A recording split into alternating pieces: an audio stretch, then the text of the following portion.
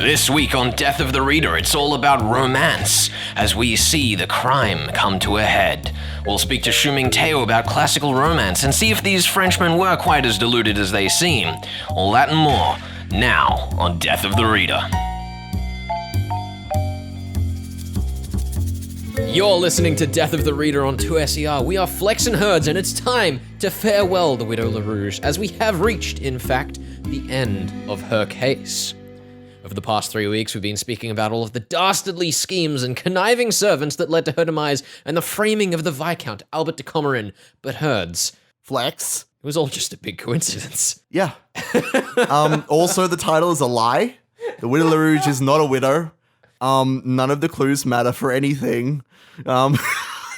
This is the fun part about this novel, and actually why I enjoyed reading it so much, especially last week, getting to chat to you and being like, why do you think that the broken foil has been missing and that they found the kid gloves and there's the muddy boots and the...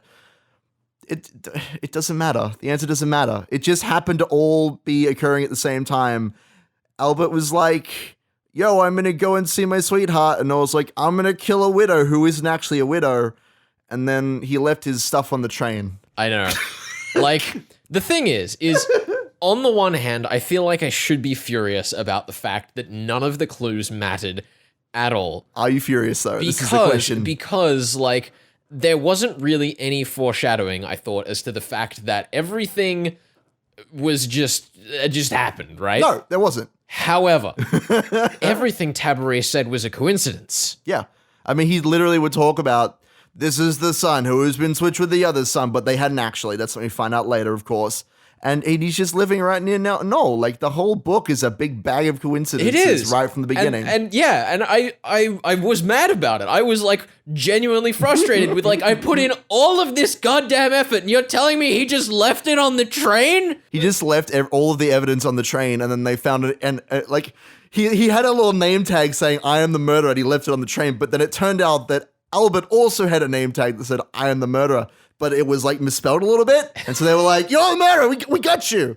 Nailed it. Going to jail, getting hanged. But yeah, after that reread, I was like, oh, it was all coincidences, and he was just open about that the whole time. Also the power of love. Ugh, just... Which I love. No. Look, yes it is. It is the power of love. I love this novel so much. I had the biggest, dumbest grin on my face. I was like, is this all just going to not matter? And it's going to be that the pure and innocent woman character who can't do anything on her own but loves a man so much, she's going to come in and save him? This is great. I loved it. I'm not sure whether the, like, way that this story presents love is self-aware. Because everyone is just absolutely delusional. You know, we have this entire scene where every time the love interest is introduced with Daburon, with Noel, with Albert, just all of their romances are all horrible to them. Yeah. They're blindly devoting themselves. Yeah, I mean, that's the idea of, like, romance, right? This is a part where, you know, like, this was written in the 19th century. The idea of romance, that you devote yourself 100% to someone. Like, Albert lies about not having an alibi because he doesn't want to hurt the person he loves or betray her trust, which it like is what allows him to escape in the end, because she comes to the magistrate of her own accord and says, oh, I am here in my white dress and my ghostly pale figure. Let me tell you all of the truths. Oh, you see, magistrate. And that's the scene. I hope you enjoyed that voice, by the way. Oh my goodness. It was... Well, I think if it was like one or two of the characters that had this style of relationship, and then there was another example of like a better relationship, so we could kind of laugh at the difference between them, then I'd feel it was more tongue-in-cheek. Yeah. Because it's all of them, it feels like, is it taking itself seriously, which is a bit weird. Well, especially we have the reveal from Juliet, which is something it's kind of subtly as subtly as in air quotes, but there is very Juliet, little subtlety. You know, is saying, "Oh, how you bore me, Noel. You just give me money and you never let me see your friends." And then in the end, when he comes to her and is like, "Yo, we gotta run. I am wanted by the police. I am being hunted like an animal," which is great, by the way. That chapter where it describes Noel and his like, his mindset as he's like stumbling through the streets and people are looking at him, he's getting paranoid. That is a fantastic chapter. Yeah. It is completely different from everything else in the book. It feels like you're in the mind of a killer who knows they're caught, you know? And I love that. It's so good. Really ties into what I've been saying about how this novel, its biggest strength is not the mystery. It's like how we feel like these are like real people to an extent, at least. There is that tongue-in-cheek nature to it. But yeah, Juliet says, "But I've loved you this whole time." And she goes, "Let's run away together." But they spend about 10 minutes trying to pick up all her jewelry. And that's when the police rock up. So really, he doomed himself through love, which is great. Well, I think the thing that you've reminded me of there is, once again, Knox's first rule, that the culprit must be mentioned in the early part of the story. But we don't often address the following part of that rule, which is, they must not be anyone whose thoughts the reader has been allowed to follow. Yeah. Right? Now, one thing I noticed early in the story is that when we go to meet Juliet for the first time, we explicitly never get Noel's thoughts in that scene, which was one of the reasons I was suspicious of him, because I was like, okay, we're obviously keeping a more third-person perspective than we were for Tabaret or anyone else. But I really liked that once the story was confident and open with the fact that it's Noel, then it's like, here's in his head. It's beautiful. It speaks to the kind of quaintness of the novel. You can tell that it's not as refined. It doesn't, follow as many conventions as a modern, crime novel, but it has an undeniable sense of fun as we follow these characters. Yeah.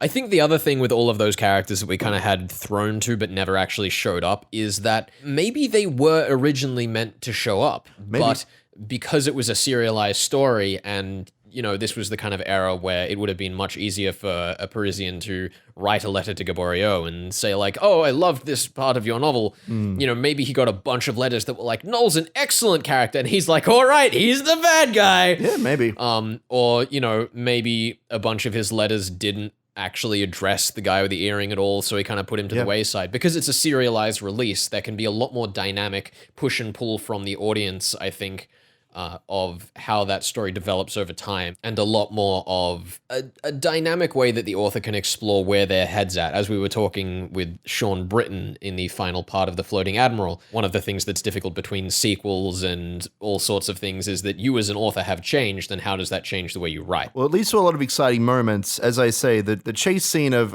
catching the criminal is often kind of superfluous and kind of tacked on the end. And like in a movie especially, it's all about the spectacle. Let's see how many snipers Sherlock can dodge as he heads after Moriarty. Whatever, he's going to catch him a reason. I don't remember that part of the books. I'm pretty sure that was in the second Robert Downey Jr. movie. There was a scene like that. Anyway, it doesn't matter. I know that one. The book's less so. But one of my favorite scenes, which was like pretty darn superfluous, was when Tabaret is chasing after Juliet in the cab or whatever, and he's like, "Follow that blue bonnet," and the driver in his head is like, "I see, he's found out his woman is with another man," and then he chases her for 20 francs, and then he's like, "Oh, she's getting away," and in his mind, the cab driver is saying, "Oh, well, I'm on the side of the woman usually in these cases, but for 40 francs, I'll chase her down for you." And it's this very silly, like, I don't even remember, I don't think he got a name, the cab driver, but he was one of the funniest characters, just with only 3 lines, all in his head. It was beautiful. But as you say, there are some weaknesses, and I think that the biggest weakness that I kind of found was in the ending, where they're like, "Oh, the murderers killed themselves, but they have just enough strength to write a confession, so everything can be put to right." And the couple, the like romantic interests can get together, and that's it. And it just kind of trails off with like Tabaret. I think there's a nice little nod to Tabaret saying that he then, was more interested in cases where guilt was not 100% prescribed, which is nice. But it definitely feels more like, it's like we got to the second last chapter of the book, we had our climax, and then we jumped straight to like the post-credit scene. Like there should be a scene between those two things saying this is how we wrap up all the, I don't know. I feel like it just wrapped up like very quickly and strangely. I don't know if you felt the same or not. I do agree with that. I think that we've been complimenting the book over the previous 2 weeks about how consistent it was in tone. As we should. And I think that was true right up until that part where you mentioned where suddenly it's like, hold on, what's just happened? Where have we jumped? Yeah. But, and I'll speak about this a bit in the third part, I don't think that it's entirely unjustified. It can feel a little bit weird, but it's one of those things where in the detective story, realistically what happens is that, the culprit gets caught, life goes on. Yeah. And how do you wrap that up tidily? There's not as much of an event after the culprit's been caught. But right now, Herds, it's time to jump over to Hsu Ming Teo, professor from Macquarie University and an expert on romantics who can hopefully set us straight about what's going on with all these damn love stories. This is Death of the Reader.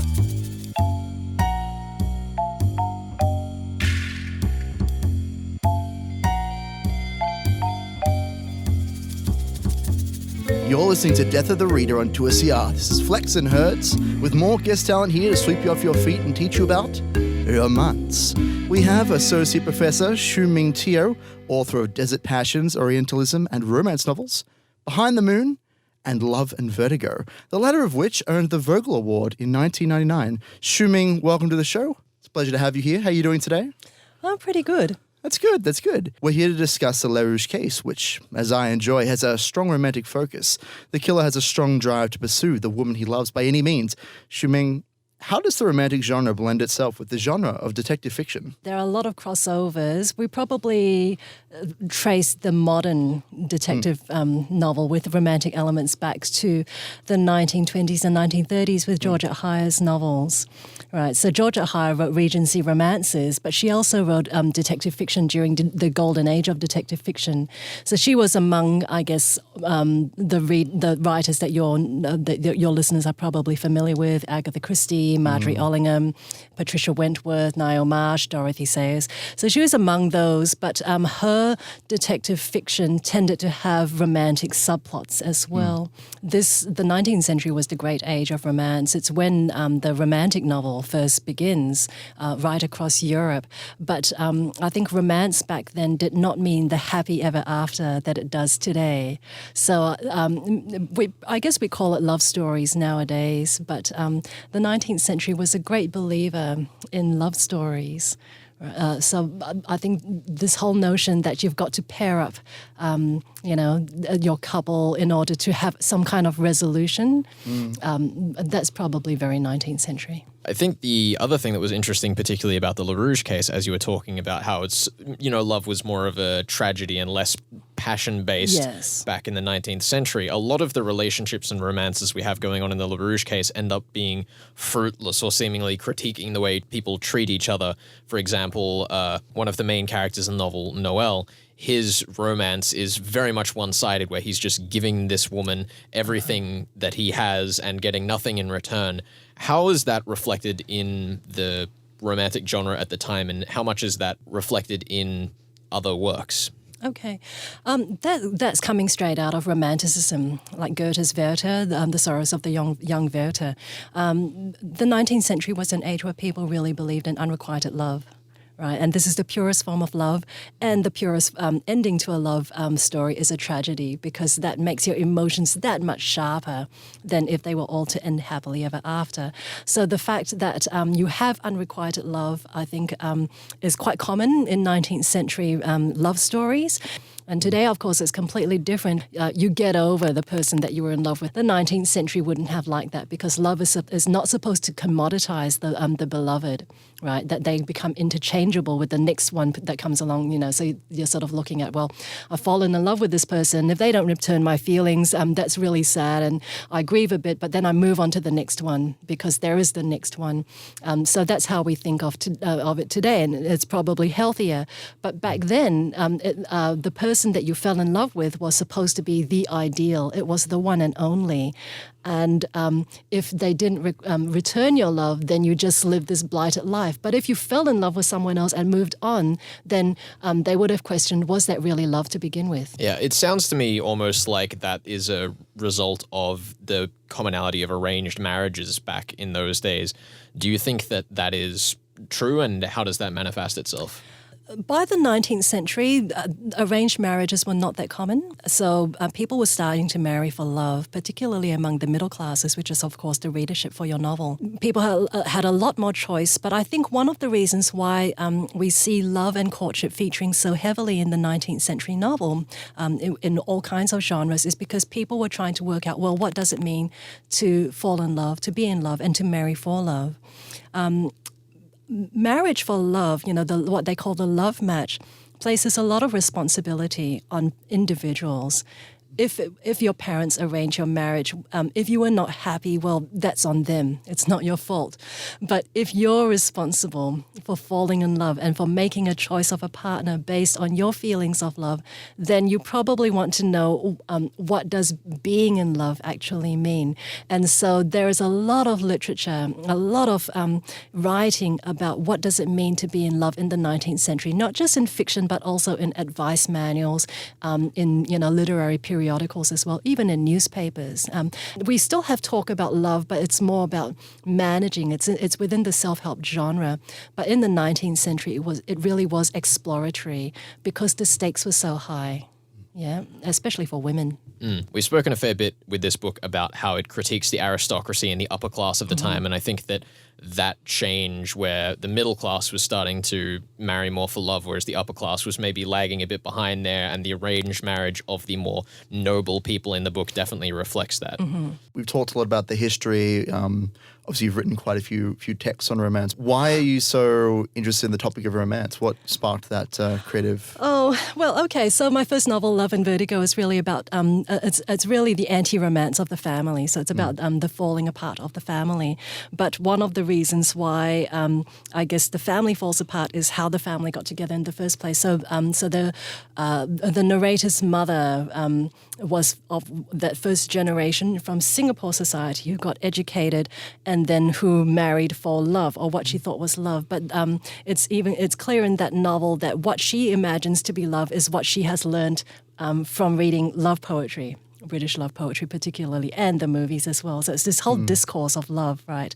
So I think I'm really interested in how love is represented, how it's changed over time, because it's something that people think it's natural. Everybody thinks that they know something about love. Right, that they're an expert in matters of love because of their own experiences. And yet when we look at the history of love and what it means and the ideas that are attached to it, this changes over time, right? So if the ideas change, the emotions change as well. So for example, today, we are quite reluctant to think about a lot of pain as being a normal part of love. In the 19th century, you couldn't have love without having pain because the suffering process was supposed to, accentuate the experience of love, right? So that's one thing that is really quite different. The way people express love also differs significantly. So there's one of my favorite anecdotes is an early modern scholar who looks at Welsh traditions of love, and he says that, well, in this village in Wales in the Middle Ages, how young men would express their love or attraction for a young woman, it would be to pee on her dress, right? It's a practice that it's called rhythu, R-H-Y-T-H-Y-T-H-U. Now, today, we think that, that it was assault, that it expresses contempt, right? It's completely not very classy, It's completely the opposite. Yeah. But it just shows that love has a cultural history, and how it's expressed is actually very much determined by culture. Yeah. So that's why I'm really interested, I guess, in the topic. That's an excellent answer. Yeah. Makes me wonder what sort of strange new things we'll be doing in the near future to express our love to each other. Hopefully not taking lessons from the Welsh. No, not in that regard anyway. Maybe from your novel. Maybe, right? maybe. We'll throw all our money at someone and then get shot at the end. Anyway, that won't be pleasant. Yeah. I've heard you describe crime and romance fiction today as a flourishing subgenre. What makes you say that? Could you tell us a little bit more about that? Okay, so as I said, crime and romance as genres or subgenres start to intermingle from the 1930s onwards in the novels of Georgette Heyer. And they, there's a sort of lag in the 20th century, the mid-20th century, when it's really about the Gothic and the romance. But when the romance genre takes off, especially in the 1980s, so this is when the genre becomes Americanized, there's a whole lot of American writers, they're bestsellers, and they're writing romance, and then the romance ceases to be sufficiently interesting for what they want to do. And so they start including elements of crime in, because I said before that in the mid-20th century, how people depict passion, romance, love is through the battle of the sexes. But how do you get, if you don't want your hero and heroine to be fighting all the time, how do you get them to work together? And one of the ways that romance writers did, was to combine romance with crime, because then you've got the detective or whoever it is, the good guy, working with the heroine to solve some kind of crime. They're solving the mystery not just of the case, but also of each other's hearts. One might say. That's very romantic. Thank you. Anyway, well, that's a lot of recommendations in there for things you can check out. And thank you so much for coming on the show. You're very welcome, and thanks for having me. This has been Death of the Reader. We are talking the Lerouge Case, and we'll be back in just a second.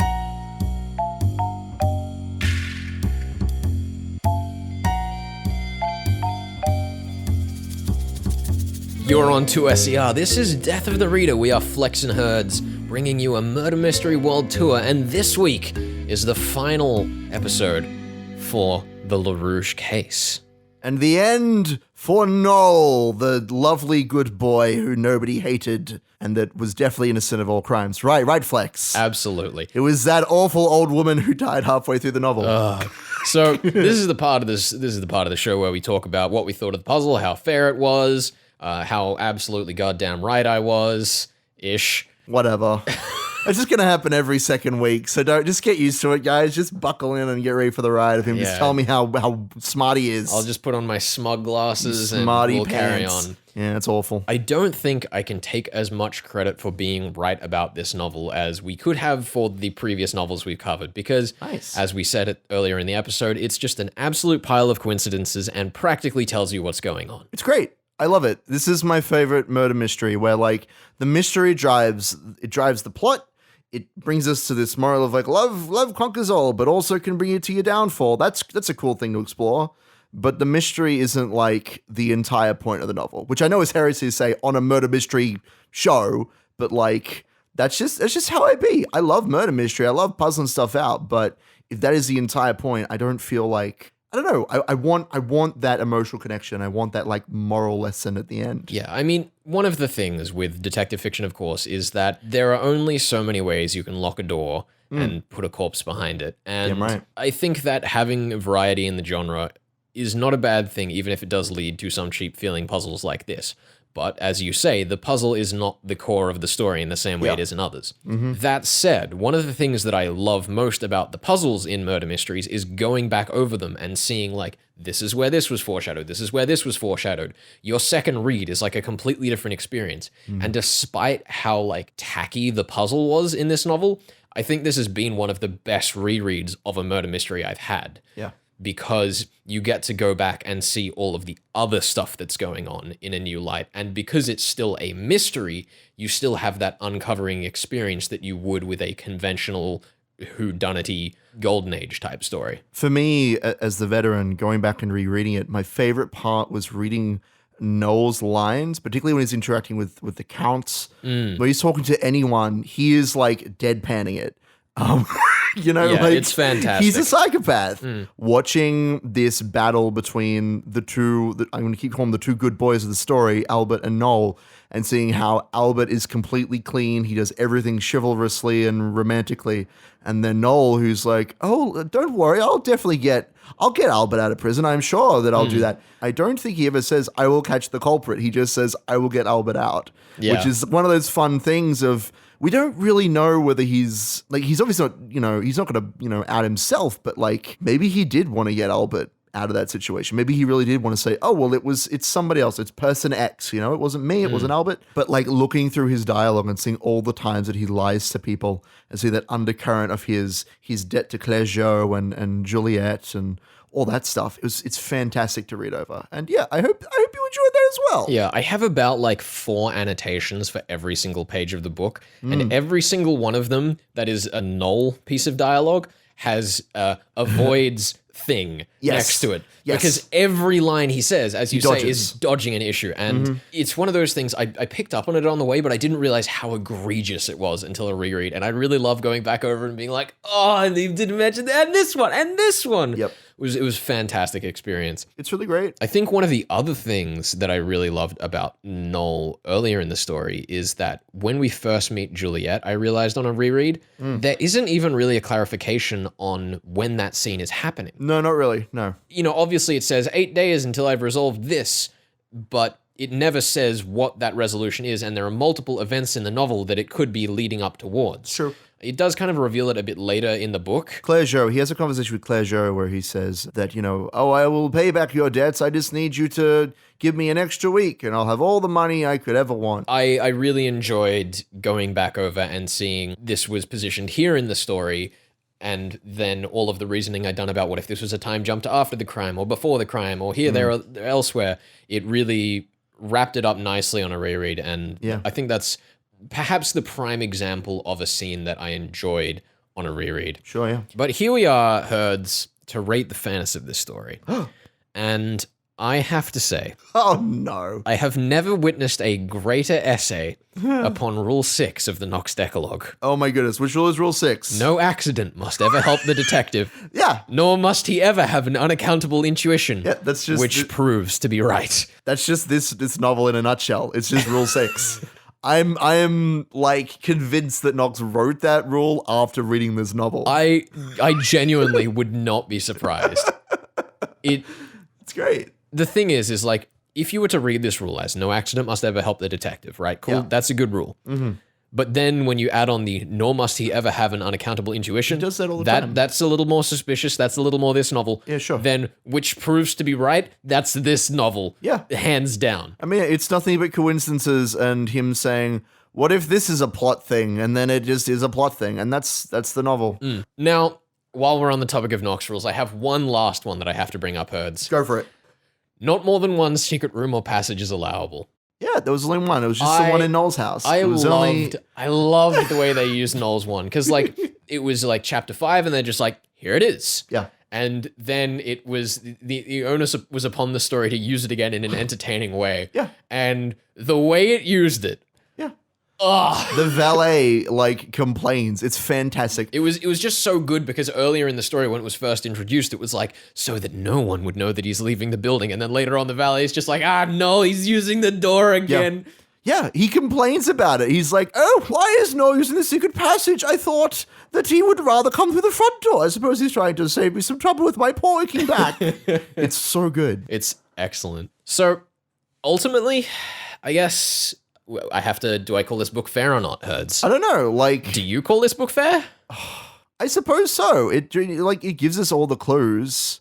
It's just that all those clues are coincidence. I don't know. I mean... I think the main thing to me about whether I'm deciding whether or not this story is fair is that I need to know what the blurb on the back of the book said in the publication of this, because I've been reading an ebook which didn't have it because it was a public domain copy. Yeah. Right? Well, would have had a blurb. It was serialized. Obviously, that's not like... That doesn't change what the book is, but I think that I came in with too different of an expectation to this story than it wanted me to come in. Yeah, I think that, I mean, that's the kind of trick with any novel in general, really, but especially with like mystery novels. If you come in expecting there to be, a very light mystery and it turns out to be incredibly complicated, you're like, well, this isn't the novel I signed up for. If someone tells you, this is a story about love or whatever, you might be more primed to figure out the mystery. And that's kind of one of the challenges, especially on my end when I'm the veteran of like trying to lead you through the story without just saying, like I was, teasing a little bit in the second part mainly, I think, talk about how like, romance really is the true power here. But like, I wasn't really setting expectations for you. I was just teasing because that's what I do. I mean, and that's fine. That's what we're here to do. It's true. But you know what we're here to do now, Hertz? Tell us. We're Flex. here to pick a new book. No, you get to do that this time. I do. I What have will you be got? the veteran this time. I'm doing something a little weird this week. What? This wasn't weird? This is weirder. Okay, throw it at me. I have 3 books for you. Well, 3 stories for you. 3 stories? How are we That's supposed right. to do 3 stories in 3 weeks? So, next week, we will be covering House in the Mist by Anna Catherine Green. The edition of the publication we have contains House in the Mist, The Ruby in the Cauldron, and The Hermit of Blank Street. Blank Street? Does that mean that it doesn't have a name? Or is that the name? That's the name of the street? That's for you to discover. That's crazy. Next week, we'll just be covering Chapter 1 of The House in the Mist, but we'll roll on through those other stories in the following week, so make sure you keep an eye on our socials at Flex and Herds to know which stories we're covering, as well as listening to the show. Well, I'm looking forward to try and solve not one, not two, but 3 stories? Indeed. My goodness, my work is cut out for me. See if I can beat you this time, you rapscallion. Indeed. Thank you so much for joining us for the Lerouge Case. We are Flex and Herds. This has been Death of the Reader. See you next time.